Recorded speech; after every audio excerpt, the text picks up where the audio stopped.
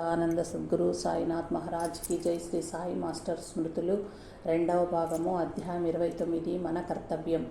నాగమునీంద్ర స్వామి master గారి గొప్పతనాన్ని గురించి చెప్తూ, ఆయన చల్లని కుండ, ఆయన చుట్టూ దొంగలు చేరారు. ఆయన దొంగలను బాగు చేయాలంటారయ్యా, ఎక్కడైనా దొంగలు బాగుపడతారయ్యా అని అంటారు.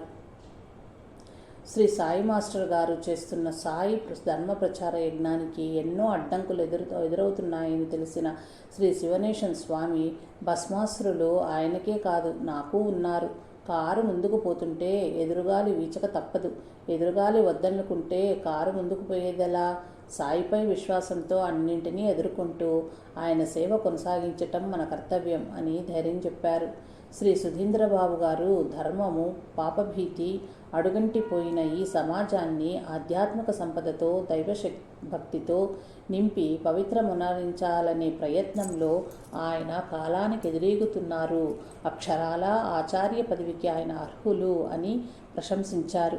ఆ విధంగా మన మాస్టర్ గారు మానవాళి తరింపుకై ఇంత శ్రమ పడుతుంటే మనం బాగుపడక దొంగల్లా ముద్ర వేయించుకుంటామా?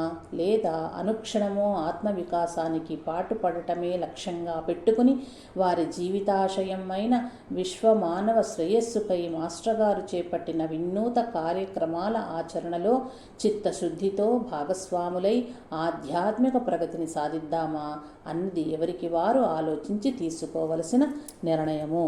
జై సాయి మాస్టర్.